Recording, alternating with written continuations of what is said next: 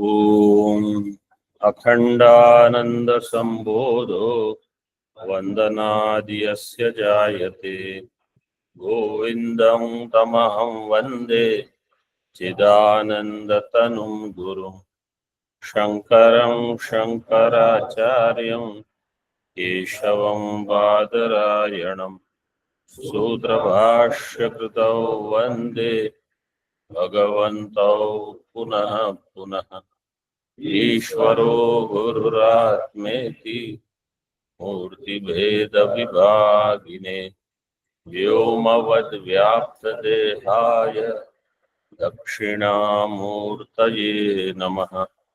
ओम शांति शांति शांति। सर्व वेदांत सिद्धांत सार संग्रह में विवेक पहले जो प्रकरण आरंभ हुआ, इसमें मंगलाचरण के पश्चात अनुबंध चतुष्टय का वर्णन हुआ। अनुबंध चतुष्टय में कितनी चीजें हैं? 4। क्या क्या? संबंधश्चाधिकारी च विषयस्य प्रयोजनम विनानुबंधम ग्रंथादौ मंगलम नैव शिष्यते। तो अनुबंध चतुष्टय में सबका वर्णन हो गया और फिर आया अधिकारी। अधिकारी के वर्णन में साधन चतुष्टय संपन्न प्रमाता होगा अधिकारी, इसलिए अधिकारी का वर्णन विस्तार से कर रहे हैं। इसमें विवेक, वैराग्य, क्षम, दम, यहां तक हो गया। तितिक्षा। अब उपरति का वर्णन कर रहे हैं। तितिक्षा का वर्णन हो चुका। 152 श्लोक का आरंभ करेंगे। पृष्ठ क्रमांक 42, 42 पेज नंबर। साधनत्वेन दृष्टानां सर्वेषामपि कर्मणां विधिना यः परित्यागः स सन्न्यासः सतां मतः।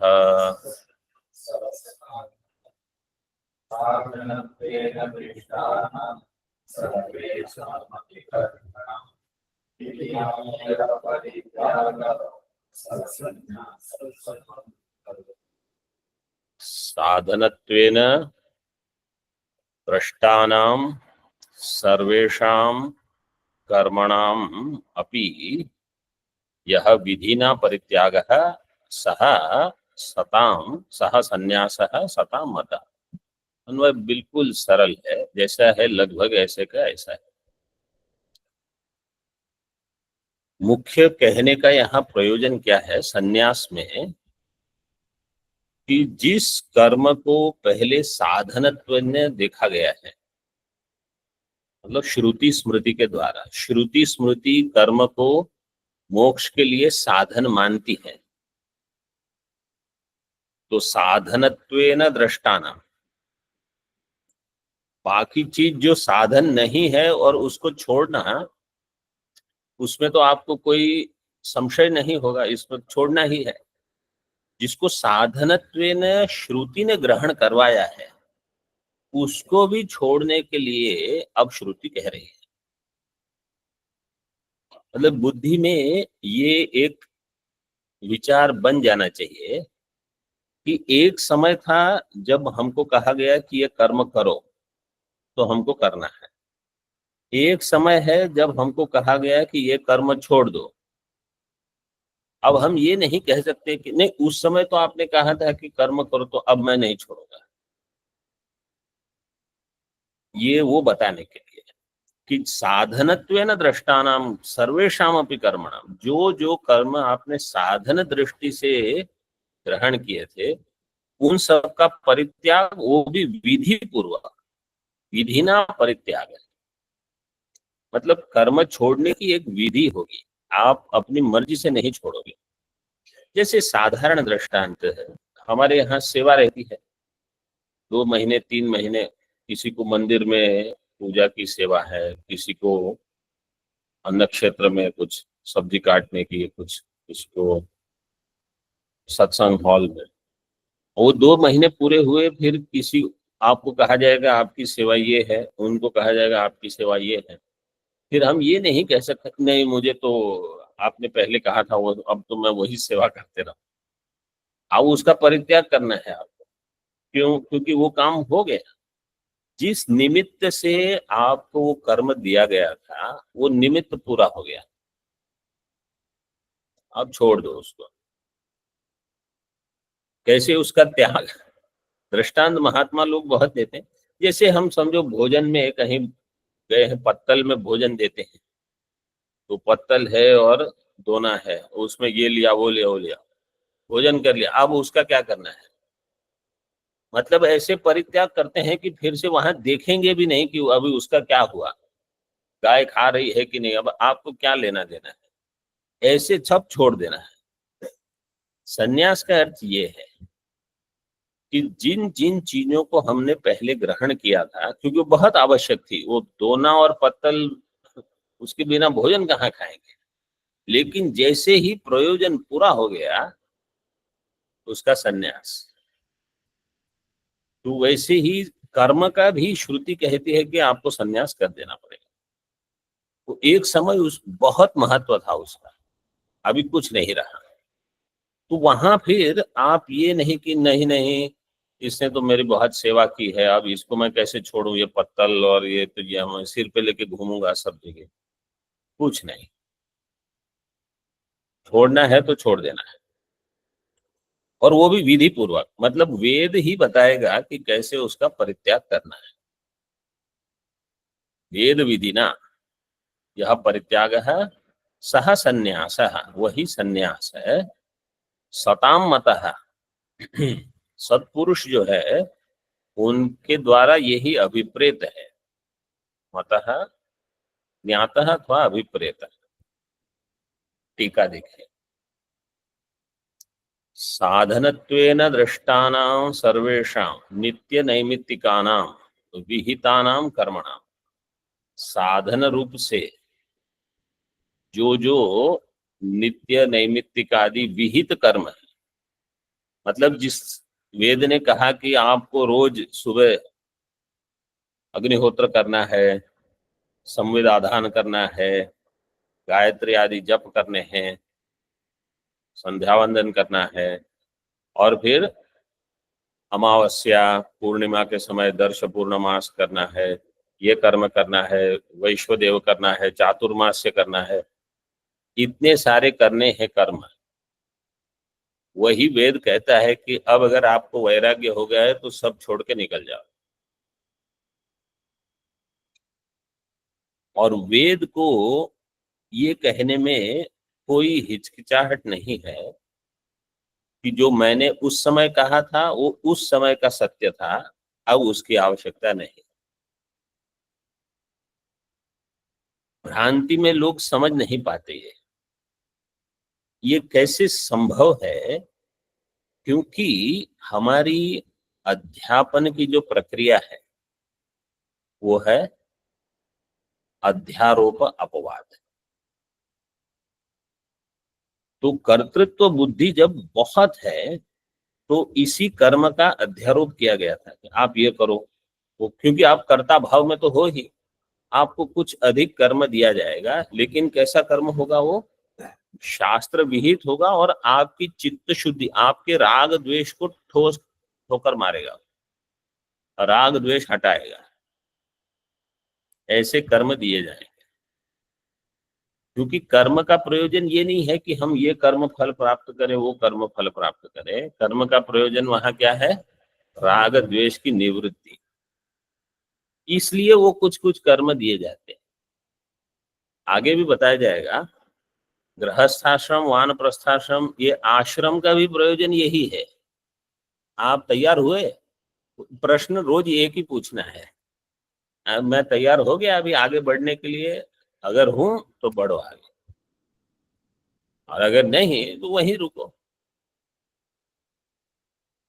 तो वर्णाश्रम व्यवस्था हो चाहे रोज के कर्म हो, नित्य नैमित्तिक, उनका प्रयोजन किसी अन्य फल की प्राप्ति में नहीं है, दृष्ट फल में। वो केवल राग द्वेष हमारे जा रहे हैं कि नहीं, इसी के लिए है। अगर वो नहीं गए तो और कर्म करते रहो बस। साधनत्वेन दृष्टानां सर्वेषां नित्य नैमित्तिकानां विहितानां कर्मणां, देखो अभी विहितानां कर्मणां विधिना परित्याग, अविहित कर्म का त्याग नहीं कह रहे हैं। वो तो आप वो मान के चल रहे हैं कि वो तो हो ही गया है पहले। अब कह रहे हैं जो विहित कर्म है उनका भी आपको त्याग करना है, जिनको पहले साधनत्वेन माना था। जैसे रथ पर आरूढ़ होकर आप समझो यहाँ तक पहुंचे, तो अभी रथ छोड़ के आगे चलना है, रथ में ही नहीं बैठोगे। रथ तो केवल दृष्टांत के लिए, जो भी साधन से विहितानां कर्मणां विधिना यह परित्यागः स संन्यासः। विधि पूर्वक तो विरज होम करके और श्राद्धादि करके जो जो आवश्यक है उसके लिए वो सब करके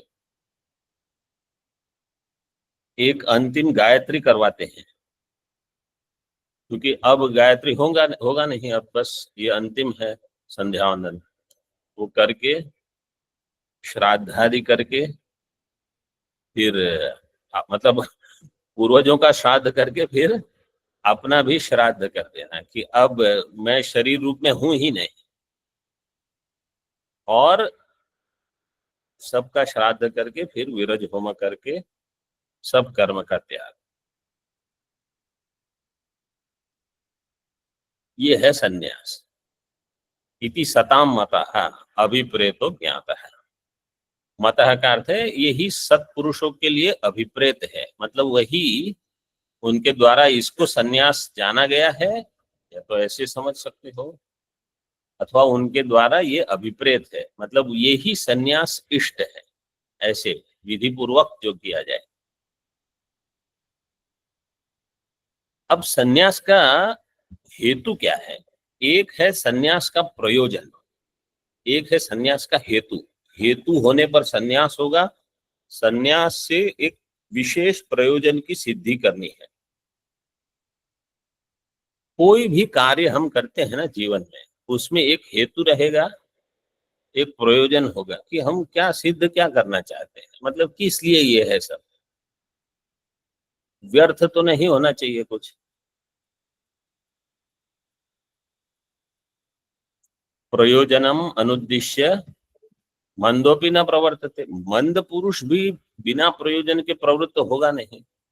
तो अब थोड़ी इसमें और आगे मीमांसा आरंभ करते हैं। देखो, मोक्षोद्देश्येन, श्लोक का तो अन्वय और अर्थ हो गया। मोक्षोद्देश्येन कर्मणाम विधान अभावात् न तेषां मोक्ष साधनत्वम्। मोक्ष के उद्देश्य से किसी कर्म का विधान नहीं है, इसलिए न तेषां कर्मणाम मोक्ष साधनत्वम्। जैसे कहा जाता है ज्योतिष्टोम याग किसके लिए है? स्वर्ग के लिए। ज्योतिष्टोम है ना, स्वर्ग कामो यजेत। कारिर्या वृष्टि कामो यजेत। चित्रया पशु कामो यजेत। तो हर एक याग के साथ उसका क्या फल होगा वो बताया जाता है। आपको वृष्टि चाहिए, आपको कार्य भी करना है। आपको पशु चाहिए, आपको चित्रया करना है। आपको मोक्ष चाहिए, तो आप वेद में ढूंढो कौन सा कर्म बताया गया है जो कहेगा ये कर्म करने से आपको आत्यंतिक दुख निवृत्ति परमानंद प्राप्ति रूप मोक्ष, मतलब पुनः संसार चक्र से निवृत्ति हो जाएगी, पुनः संसार में आप नहीं आओगे। ऐसा कौन सा कर्म बताया है वेद में? तो ऐसा कोई कर्म है नहीं वहां। विचार की प्रौढ़ता ये है कि अगर मुझे स्वर्ग चाहिए तो आपने कहा ये कर्म, पुत्र चाहिए तो पुत्र कामेष्टि याग है, वर्षा चाहिए तो ये है, ये है, शत्रु मारण के लिए ये याग है, शयन याग। मोक्ष के लिए कौन सा कर्म आपने बताया? तो ऐसा कोई है ही नहीं। तो मुझे तो मोक्ष चाहिए, तो ऐसा कोई अगर कर्म नहीं है तो कर्म करके हम क्या करेंगे? मोक्षोद्देशेन कर्मणाम विधान अभावात् न तेषां मोक्ष साधनत्वम्। अभी उसी वाक्य को समझा के बताते हैं। तेषां कर्मणाम ज्ञानम प्रति परंपरागत साधनत्वम् न तो साक्षात। इस कर्म का ज्ञान के प्रति परंपरागत साधनत्व है, और ज्ञान जो होगा वो साक्षात साधन बनेगा।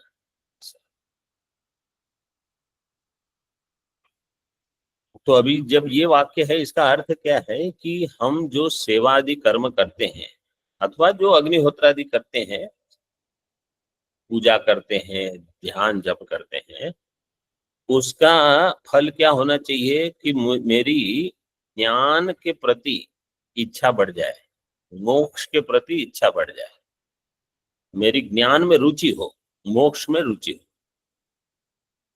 इसलिए कर्म किए जाते हैं।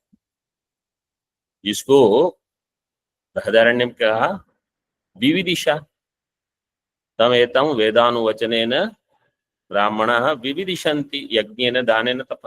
अब वहां वैदिक नाम दिए हैं, यज्ञ, दान, तप और वेदानुवचन। अर्थ यही है कि इन सब से विविदिशा जागृत हो जाए अथवा तीव्र बनती जाए। श्रवणादि नाम तो साक्षात साधन है, तो और श्रवणादि जो है उनका तो मोक्ष के प्रति साक्षात, श्रवणादि से ज्ञान उत्पन्न होगा, इसलिए श्रवणादि साक्षात साधन बने, और कर्म, यज्ञ, दान, तपादि परंपरा से साधन। ज्ञानम एव एकमात्र मोक्ष साधनम। श्रवण से जो ज्ञान उत्पन्न होगा वह ज्ञान एकमात्र मोक्ष का साधन है। मतलब ये आप 100 बार सुन के इसी समझ में दृढ़ रहो कि मोक्ष का अर्थ यह है कि अज्ञान की निवृत्ति करना, और ये ज्ञान ऐसा दृढ़ हो जाए कि मैं ब्रह्म हूं, इस बुद्धि को कोई हिला नहीं पाए, कोई परिस्थिति, कोई व्यक्ति, कोई विचार इस दृढ़ निष्ठा को हिला नहीं सके कि मैं ब्रह्म हूं। ज्ञान का ये प्रयोजन है। बाकी किसी चीज से ये बुद्धि नहीं बनेगी। श्रुतिषु कर्मणः परलोक संबंधी साध्य साधन भावः श्रुतः, किंतु मोक्ष हेतुत्वेन कर्म विधायकम श्रौतम स्मार्तम व वाक्यम नोपलभ्यते। ये उसी पूर्व श्लोक की व्याख्या चल रही है। श्रुति में कर्मणः परलोक संबंधी साध्य साधन भावः श्रुतः। श्रुतिषु, श्रुति में परलोक संबंधी कि आपको स्वर्ग मिलेगा, इसके लिए अथवा कोई उपासना से ब्रह्मलोक आदि की प्राप्ति, तो वहां साध्य साधन भाव है। इस साधन के लिए, इस साध्य के लिए यह साधन बनेगा, इस साध्य के लिए यह साधन बनेगा, ऐसा। किंतु मोक्ष हेतुत्वेन कर्म अभिधायकम वाक्य, मोक्ष के हेतु के लिए कर्म अभिधायक वाक्य न श्रुति में है न स्मृति में है। श्रौतम स्मार्तम व वाक्यम न उपलभ्यते, इसलिए ये हेतु बनेगा संन्यास का। मतलब ये एक हेतु बनेगा।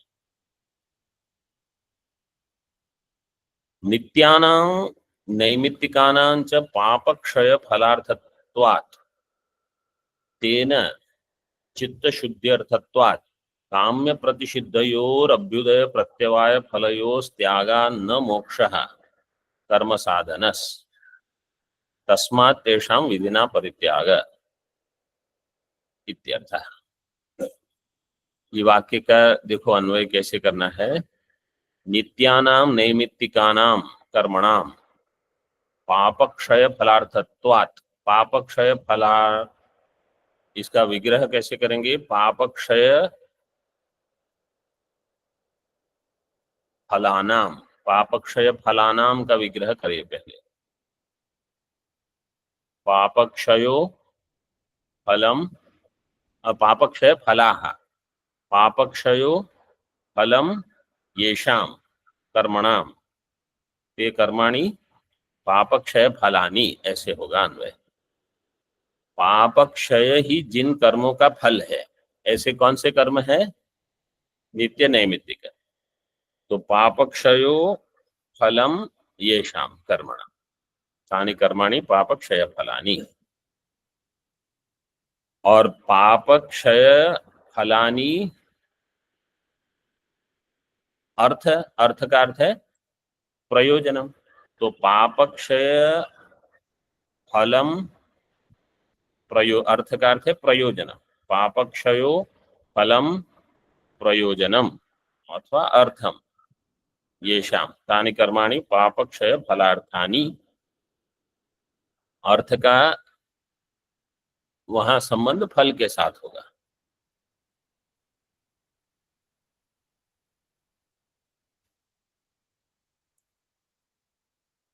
तस्मात् पापक्षय फलार्थत्वात्, तो नित्य नैमित्तिक का प्रयोजन हो गया पापक्षय फल। ठीक है, मतलब पूर्व पक्ष मीमांसक लोगों का क्या सोचना है, ज्ञान की क्या आवश्यकता है, कर्म से ही मोक्ष हो जाएगा। तो वेदांति पूछेगा कि कैसे कर्म से मोक्ष होगा? बोले हम बताते हैं। नित्य नैमित्तिक कर्म जो है वो पाप क्षय के लिए है, पाप क्षय उनका फल होगा। तो जो पूर्व पूर्व पाप है उनका क्षय नित्य नैमित्तिक कर्म कर देगा। ठीक है। तेन चित्त शुद्धि अर्थत्वात्, उससे चित्त की शुद्धि हो। और काम्य और प्रतिषिद्ध कर्म, काम्य प्रतिषिद्धयो हो अभ्युदय प्रत्यवाय फलयो हो।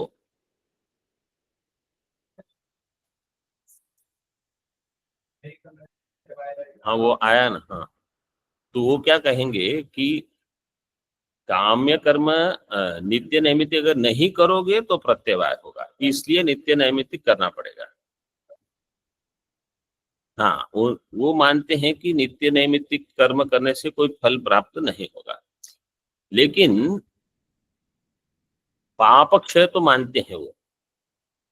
हाँ, पाप क्षय हो जाएगा उससे, अन्य कोई नूतन फल नहीं होगा। काम्य प्रतिषिद्ध कर्म जो है, काम्य कर्म से क्या होगा? अभ्युदय की प्राप्ति होगी।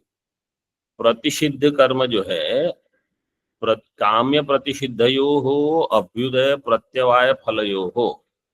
प्रतिषिद्ध कर्म करोगे तो क्या होगा? प्रत्यवाय होगा, मतलब कुछ दुरित प्राप्त होगा। तो काम्य प्रतिषिद्धयो हो अभ्युदय प्रत्यवाय फलयो हो त्यागात। तो अगर कोई कहता है कि हम ऐसी व्यवस्था कर देंगे, नित्य नैमित्तिक कर्म करते रहेंगे, उससे कुछ पाप क्षय होते रहेगा, काम्य कर्म अभ्युदय के लिए उसका त्याग कर देंगे, और प्रतिषिद्ध कर्म वो भी, उसका भी त्याग कर देंगे, तो प्रत्यवाय नहीं आएगा। तो इस प्रकार करते रहने से मोक्ष मिल जाएगा। ये मीमांसक लोग ऐसे बताएं। तो सिद्धांति क्या कह रहा है? अभ्युदय प्रतिषिद्ध, काम्य प्रतिषिद्धयोर अभ्युदय प्रत्यवाय फलयोस त्यागात न मोक्ष, ऐसे मोक्ष नहीं मिलेगा। क्यों? मतलब ऐसा मोक्ष कर्म साधन, जिसके लिए कर्म साधन हो, ऐसा मोक्ष नहीं मिलेगा। कर्म साधनम यस्य, कस्य, नहीं यहाँ देख, मोक्षस्य, कर्म साधनम यस्य मोक्षस्य, ऐसा मोक्ष जो कर्म के द्वारा प्राप्त होगा, जिस मोक्ष के लिए कर्म साधन होगा, ऐसे आपको नहीं मिलेगा। क्यों? क्योंकि ये जो विधि आपने बताई कि नित्य नैमित्तिक कर्म से पापक्षय, इस पर मीमांसा करते हैं। नैष्कर्म्य सिद्धि में अच्छी मीमांसा है कर्म की। आप करते रहो ये सब, वो कहते हैं काम्य कर्म छूट गए ऐसा कभी भ्रांति में मत रहना, और निषिद्ध कर्म कभी आपसे नहीं होगा ये भी भ्रांति में मत रहना। कभी ना कभी कुछ ना कुछ हो ही जाएगा। वहां तो बड़े बड़े महात्माओं, मतलब उन्होंने भीष्म पितामह का नाम दिया। इतने धर्म के रूढ़ थे, फिर भी एक प्रतिज्ञा कर ली और बंध गए हस्तिनापुर से। तो ऐसा मतलब, अगर कोई ये मानता है कि मैं कर्म के ही चक्र में इधर से उधर कुछ करके मुक्त हो जाऊंगा, ऐसे नहीं होगा। आपको ज्ञान लगेगा। तस्मात् तेषां विधिना परित्याग, इसलिए कर्म का विधिवत परित्याग करना। आगे देखिए।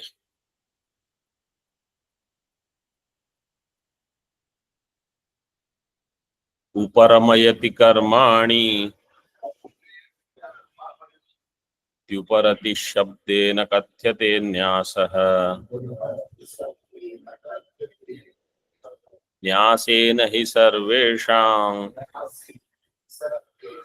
श्रुत्या प्राप्तो विकर्मणां त्यागः।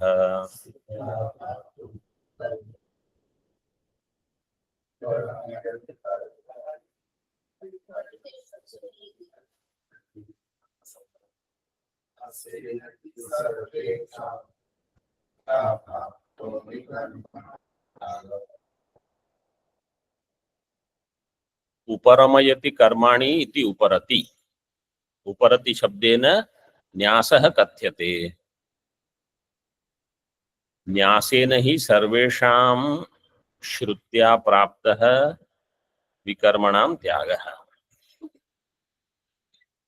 न्यासेन हि सर्वेषां विकर्मणां श्रुत्या प्राप्तो त्यागः। उपरमयति कर्माणि इति उपरति, कर्मों से जो उपरति करवाएगा वो है उपरति शब्देन न्यासः कथ्यते। न्यास शब्द के द्वारा वो है जो कर्म से उपरति करवाएगा। उपरमयति कर्माणि, तो उपरमयति का अर्थ है उपशमयति, कर्म को उपशम करवा देगा। तो उपशम तो अंदर अगर बहुत मैं ये करूं मैं वो करूं, बार बार जब ये बुद्धि में प्रश्न होता है ना कि मुझे वो करना है, मुझे ये करना है, कुछ करना है, तो ये वेदांत तो हम पढ़ते ही रहते हैं, लेकिन बुद्धि में एक कोई टोकने वाला होना चाहिए। अंदर पूछेगा ये क्या क्यों करना है, किस लिए, उसका क्या, इससे क्या प्रयोजन सिद्ध होगा। क्योंकि बाहर तो कोई है नहीं बताने वाला। तो जब बार बार समझो कोई प्रश्न भी आपको करना है किसी को, क्या इससे क्या प्रयोजन सिद्ध होगा, आपको अंदर ही ये प्रश्न होना चाहिए। तो आप फिर उस विचार से उपरम हो जाओगे, उस कार्य से उपरम हो जाएगा। बाह्य संन्यास तो आप कुछ छोड़ सकते हो, ये आंतर संन्यास तो ऐसा है कि नहीं ये नहीं, वो नहीं चाहिए, ऐसे। उपरमयति कर्माणि इति उपरति, उपरति शब्देन न्यासः कथ्यते। न्यासेन हि सर्वेषां कर्म विकर्मणां श्रुत्या प्राप्तो त्यागः। न्यास शब्द से त्याग होता है। तो उपरति, उपशम, संन्यास, त्याग, इन सब का समान अर्थ दिया है यहाँ।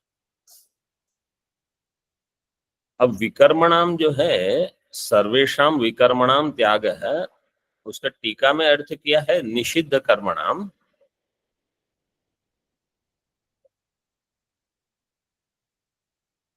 क्योंकि जहां गीता में कर्मणोरपि बोद्धव्यम, बोद्धव्यम च विकर्मणः, अकर्मणश्च बोद्धव्यम, ऐसे तो वहां विकर्म का ये अर्थ दिया है।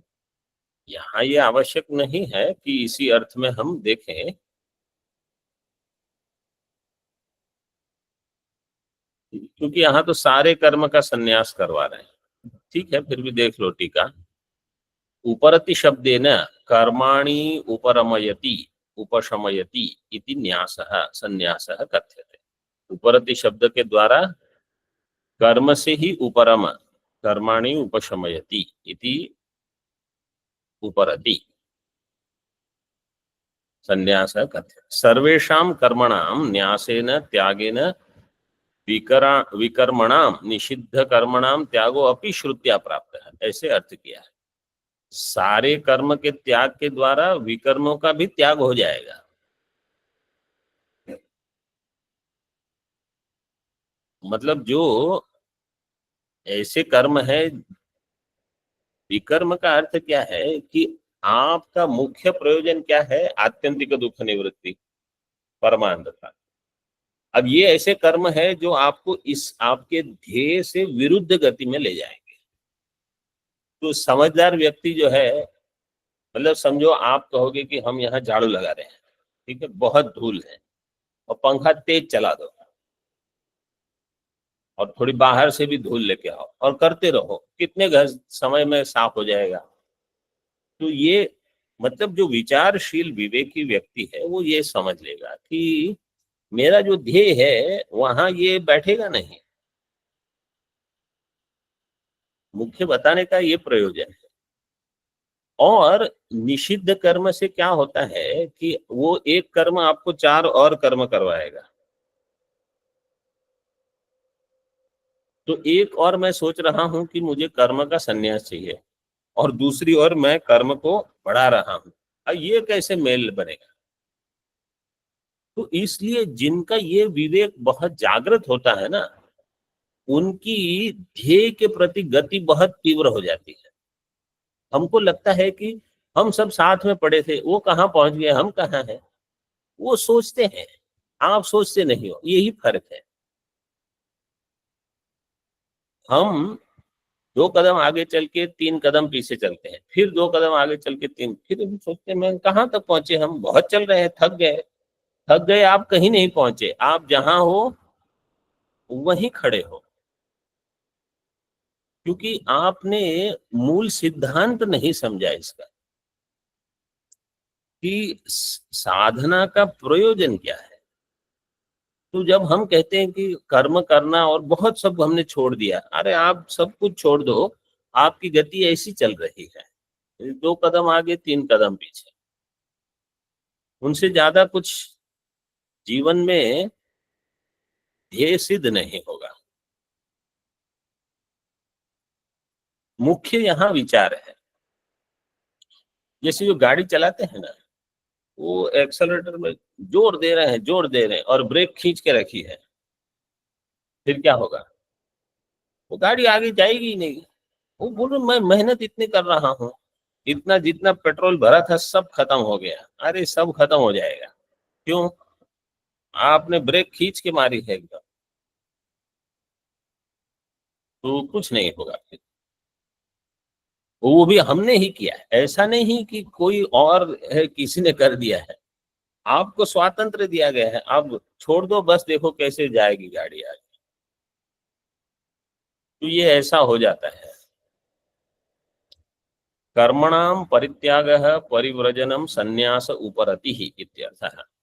कर्म का परित्याग, परिव्रजनम। वैसे परिव्रजक जो जीवन है ना, वो केवल कर्म का परित्याग नहीं है, वो तो परितः वर्जनम, यहाँ से वहां से वहां जाते रहते। इसलिए सन्यासियों को परिव्राट कहते हैं। लेकिन जो कर्म करने वाले हैं, जैसे हम मैंने बताया कि आपको सुबह उठ के अग्निहोत्र करना है, संध्या आदि करनी है, समिधा दान करना है, और दर्शपूर्ण आज अमावस्या है, आज पूर्णिमा, और उसमें भी अभी ये राहु काल चल रहा है, अभी ये है वो है, तो किस समय क्या कर्म किया जाए, किस समय क्या कर्म नहीं करना है। फिर अब कोई इष्टि करनी है, कोई याग है, कोई चातुर्मास्य है, कुछ है, और फिर बीच में अभी श्राद्ध करने हैं, देविका को जा रहा है तो नवरात्रि का अनुष्ठान। जिनको ये कर्म करते रहे वो परिव्राट कैसे बनेंगे? और परिव्राट कितना सामान लेके घूमेंगे? तो परिव्राट जीवन और कर्म, ये लोग जो करते नहीं है उनको कोई फर्क नहीं पड़ता, लेकिन जिनको कर्म करने हैं वो परिव्राट जीवन नहीं जी सकते। और जो परिव्राट जीवन जिएंगे उनको एक ध्येय होना चाहिए कि हम कर्म क्यों छोड़ के निकले हैं। तो इसका अर्थ यह है कि हमको श्रवण करते रहना पड़ेगा।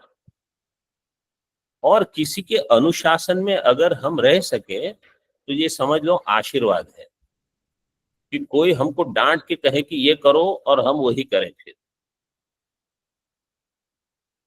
क्योंकि अनुशासन अगर नहीं है ना, तो आप कहीं, मतलब बहुत विवेक चाहिए, बहुत चित्त शुद्धि चाहिए, फिर उतनी होती नहीं, फिर हम अपनी मर्जी से जीते हैं।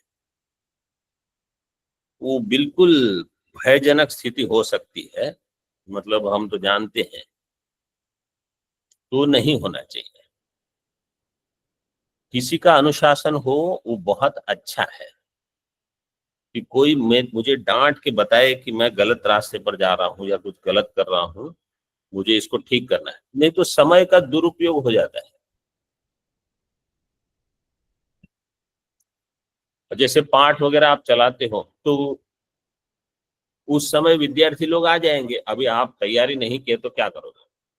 पढ़ना पड़ेगा आपको। आगे देखिए, कर्मणा साध्यमानस्य नित्यत्वं श्रूयते यतः कर्मणानेन किन्नित्य फलेप्सोः परमार्थिनः।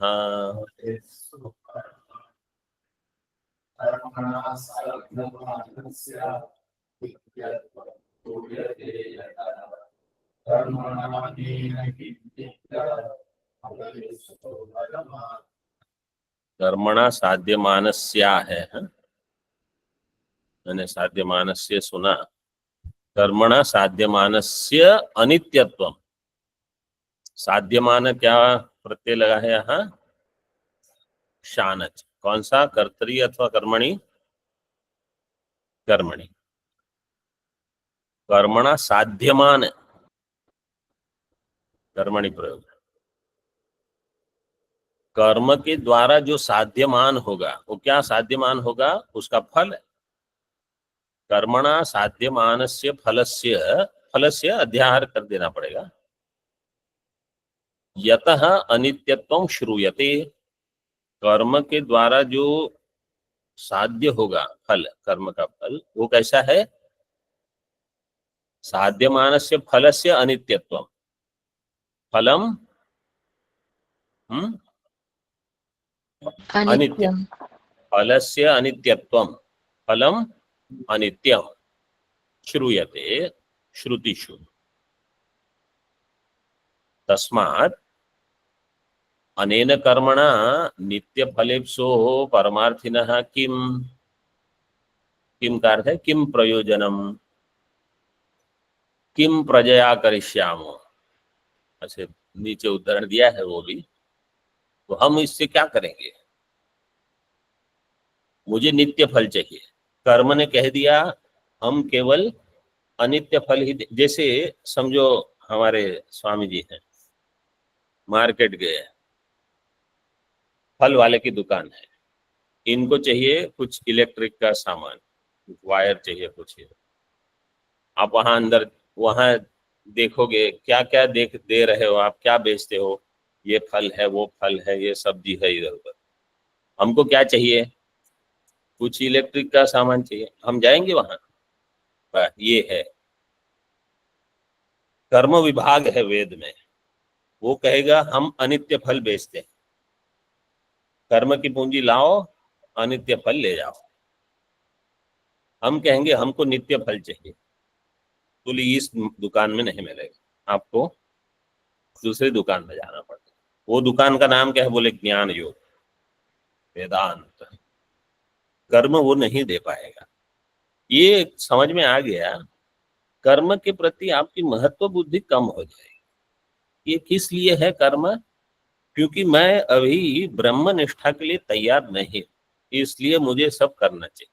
तो वो उनकी हम पर कृपा है वेद की, कि ये तैयार नहीं है, न वहां बैठ सकते हैं न यहाँ कर्म कर सकते। इनको थोड़ा कुछ काम दो, जब तक इनके राग द्वेष कम हो, वैराग्य बढ़े, फिर ये शांत होके ब्रह्मनिष्ठ हो जाएंगे। तो जो मुमुक्षु है वो यही सोचेगा कि अगर कर्म से जो फल प्राप्त होगा वो अनित्य होगा, तो मैं कर्म को लेकर क्या करूं? किम कर्मणा, अनेन कर्मणा परमार्थिनः, परमार्थी कौन है? नित्य फलेप्सु, नित्यस्य फलस्य इप्सुः, तस्य कर्मणा किम प्रयोजनम, वो कर्म से क्या प्रयोजन उसको प्राप्त होगा, वो छोड़ देगा। भाष्यकार के जो श्लोक की एक गति जिसको कहते हैं ना, धारा, कैसे उनकी विचारधारा चल रही है देखो। ऊपर से अगर आप देखोगे तो सन्यास के प्रति हेतु क्या है और सन्यास से क्या प्रयोजन सिद्ध होगा, इस विचार को ही लेकर चल रहे हैं। और सन्यास का अर्थ क्या है वो भी बता दिया, कर्माणि उपरमति उपरति इत्यादि। जो साधनत्वेन प्राप्त है कर्म, उनको छोड़ना है। मतलब जिनको ये समस्या है कि भाई मुझे मोक्ष तो चाहिए लेकिन मेरे पास समय नहीं है, मोक्ष चाहिए लेकिन समय नहीं, तो समय कैसे निकालना? हम सभी लोगों को बहुत चीज करनी है जीवन में, लेकिन समय नहीं है, तो जो अनावश्यक है उसको छोड़ना शुरू करो, ऐसे ही होगा। टीका देखिए, यतः कर्मणा साध्यमानस्य प्राप्यमाणस्य फलस्य अनित्यत्वम विनाशित्वम श्रूयते। ये दोनों कर्मणि शानच है, साध्यमानस्य प्राप्यमाणस्य फलस्य, कर्म के द्वारा जो प्राप्यमाण है फल, उसका अनित्यत्व श्रुति में बताया गया है। तस्मात् परमार्थिनः, परमार्थिनः का विग्रह दो प्रकार से होता है, यहाँ एक दिया है, परम कैवल्यम तस्य अर्थी इच्छुः परमार्थी, सह परमार्थी तस्य परमार्थिनः।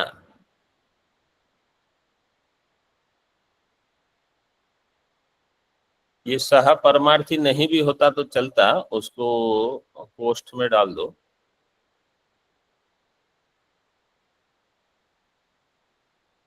तस्य परमार्थिनः, अथवा परम अर्थ्यते येन सह परमार्थी, सीधे हो जाएगा। तस्य परमार्थ, परम का अर्थ है कैवल्य, कैवल्य मोक्ष जिसका अर्थ है, मतलब जो जिसका प्रयोजन है, उसकी इच्छा करता है, वो है परमार्थ।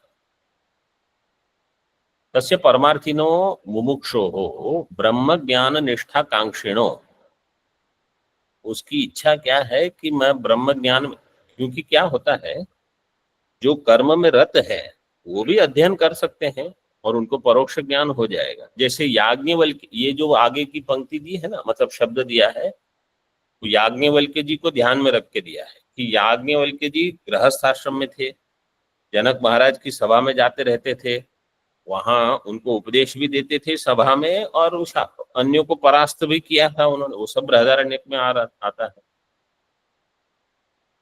और दो पत्नियां थी, खुद भी गुरुकुल चलाते थे, तो ब्रह्म ज्ञान तो था ही, क्योंकि उन्होंने पत्नी को उपदेश दिया, वहां शास्त्र में सबको परास्त किया, तो ब्रह्म ज्ञान के बिना ये कैसे होगा। लेकिन निष्ठा के लिए फिर वो सन्यास ले लेते हैं, ऐसा वहां बताया। तो निष्ठा के लिए सन्यास लेने का अर्थ क्या है कि इन सब चीजों में अगर आप ज्यादा व्यस्त हो जाते हो तो आपके पास निष्ठा के लिए, मतलब ब्रह्म चिंतन मात्र के लिए इतना समय नहीं है, और अन्य अन्य में फिर मन चला जाएगा। अभी वो गौ आई कि नहीं, और उसके ऊपर सोना कितना आया है, अब उसका कुछ करो, ये सब भी उनको चिंतन कहीं ना कहीं बुद्धि में वो सब आता है। तो वो सब छोड़ के ब्रह्म ज्ञान निष्ठा कांक्षी, तो वो उस समय सन्यास लेते हैं फिर। तो इसलिए मुमुक्षु के लिए सन्यास लेना ये भी ठीक है, वो होगा विविदिशा सन्यास। और ये ब्रह्म ज्ञान निष्ठा की आकांक्षा करते वो विद्वत संन्यास, वो भी संन्यास ही कहा जाएगा। नित्य फलेप्सो हो, जो नित्य फल चाहता है। अनेन कर्मणा किम प्रयोजनम न किंचित इत्यर्थः। अब प्रश्न है, ननु न श्रुतम त्वया तमेतम वेदानुवचनेन ब्राह्मणा विविदिशन्ति यज्ञेन दानेन तपसा अनाशकेन एतमेव विद्वा मुनिर्भवति। तुमने सुना नहीं है ये वाक्य?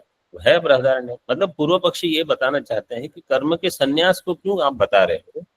कर्म का विधान है शास्त्र में, और भगवतापि उक्तम यज्ञ दान तप कर्म न त्याज्यम कार्यमेव तत् यज्ञो दानम तपश्चैव पावनानि मनीषिणाम। साधकों को पवित्र करते हैं, उनको न त्याज्यम। त्याज्य में क्या प्रत्यय लगा है? अण्यत प्रत्यय लगता है, त्यज धातु में अण्यत।